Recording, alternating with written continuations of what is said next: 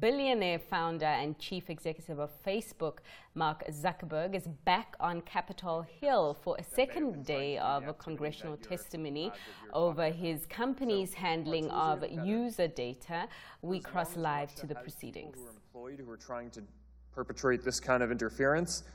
It will be hard for us to guarantee that we're going to fully stop everything, but it's a race, and I think that we're making ground and are doing better and better and are confident about how we're going to be able to do it. Gentleman's time has expired. Thank you. Chair recognizes Chairman of the Health Subcommittee, Dr. Burgess of Texas, for 4 minutes. Thank you, Mr. Chairman, and thanks to our witness for being here today. Mr. Chairman, I have a number of articles that I'm asking unanimous consent to insert into the record.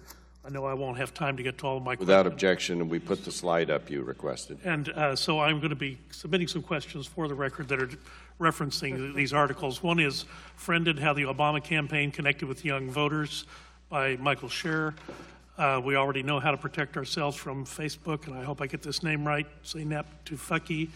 And It's Time to Break Up Facebook by Eric Wilson, who, in the interest of full disclosure, is a former staffer.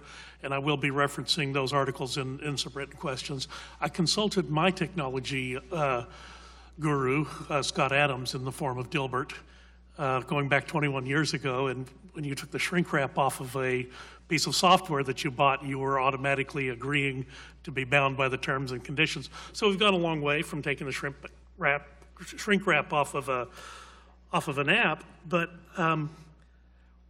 I don't know that things have changed all that much. And I guess, does Facebook have a position, a position that you recommend for elements of a company's terms and conditions that you encourage consumers to look at before they click on the acceptance? Congressman, yes. I think that it's really important for the service that people understand what they're doing and signing up for and how the service works.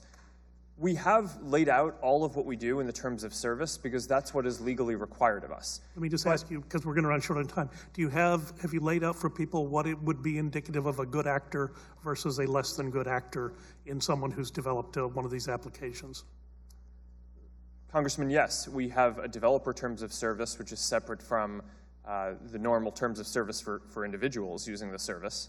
Is the average consumer able to determine what elements would indicate poor or weak consumer protections just by their evaluation of the terms and conditions? Do you think that's possible? Congressman, I'm not sure what you mean by that. Well, can the average person, the average layperson, look at the terms and conditions and make the evaluation, is this a strong enough protection for me to enter into this arrangement?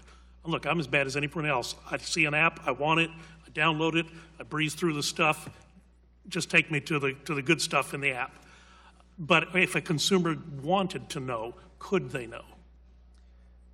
Congressman, I think you're raising an important point, which is that I think if someone wanted to know, they could.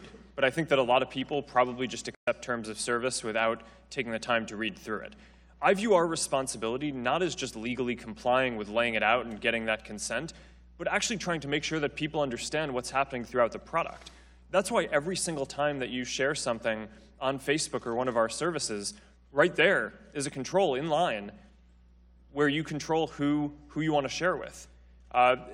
Because I don't just think that this is about a terms of service, it's contextual. You want to present people with the information about what they might be doing and give them the relevant controls in line at the time that they're making those decisions, not just have it be in the background sometime or up front, make a one-time decision. Yeah, let me move on to something else. Mr. Pallone brought up the issue of he wanted to see more regulation. We actually passed a bill through this committee last Congress dealing with data breach notification, not so much for Facebook, but for the credit card breaches. A good bill. Many of the friends on the other side of the dais voted against it, but it was Ms. Blackburn's bill, and I think it's one we should consider again in light of what's going on here. But you also signed a consent decree back in 2011. And, you know, when I read through that consent decree, it's pretty explicit. And there is a significant fine of $40,000 per violation per day. And if you've got 2 billion users, you can see how those fines would mount up pretty quickly. So in the course of your audit, are you extrapolating data for the people at the Federal Trade Commission for the terms and conditions of the consent decree? That is, I'm not sure what you mean by extrapolating data. Well, you've referenced there are audits that are ongoing. Are you making that information from those audits available to our friends at the agency, at the Federal Trade Commission? Congressman, as you know, the FTC is investigating this, and we are certainly going to be complying with them and working with them on that investigation. Gentleman's time's expired. Chair recognizes the gentleman from Texas, Mr. Green, for 4 minutes. Thank you, Mr. Chairman, and welcome to our committee. I want to follow up on what my friend from North Texas talked about on his cartoon. Next month, the General Data Protection Regulation, the GDPR, goes into effect in the European Union. The GDPR is pretty prescriptive on how companies treat consumer data, and it makes it clear that consumers need to be in control of their own data. And Mr. Zuckerberg, Facebook has committed to abiding to these consumer protections in Europe, and you face large penalties if they don't.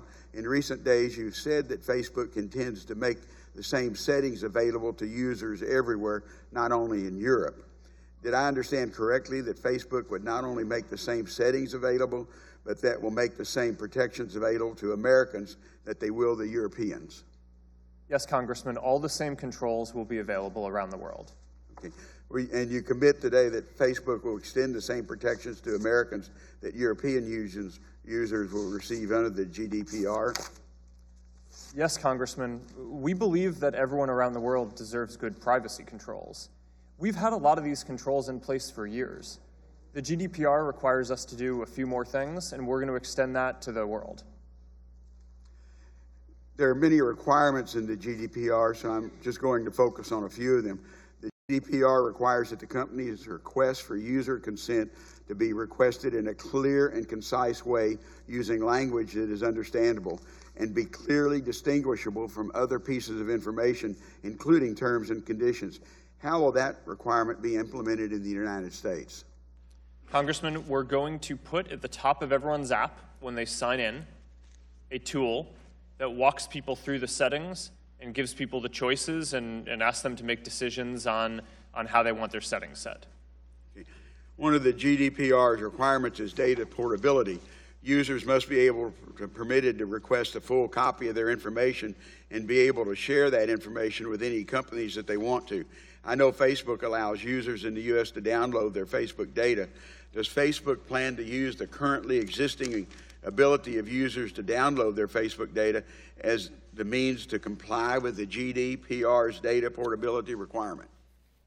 Well, let's take a break from the Facebook proceedings that are happening at Capitol Hill. In fact, before we go to a break, let's just get some analysis from a shareholder who is affected by the decline in Facebook's market value over the past couple of weeks. That is Byron Lotter, portfolio manager at Vestat. Byron, thanks for your time as always.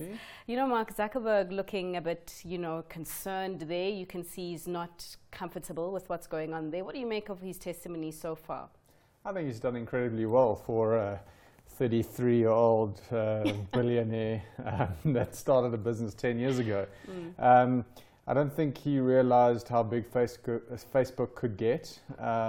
And as he said before, he's a naturally optimistic type person and a naturally trustworthy type person. So when he built the platform, he built it with the mindset of people sharing ideas, photos, experiences, and didn't quite conceptualize or grasp the power behind it and what the bad eggs would do with it, and with that kind of power and the free access and the access to data and so on. So you've got a community of 2 billion people. You are going to have bad eggs who try and take advantage of that situation. Unfortunately, that's what happened. And when you have new businesses like this, social networks didn't exist 10, 15 years ago. You've got this unprecedented system that's all of a sudden extremely influential over our lives. And people need to grow and learn from mistakes. For sure. So I think it's just a process taking place, and I think he's handled it very well.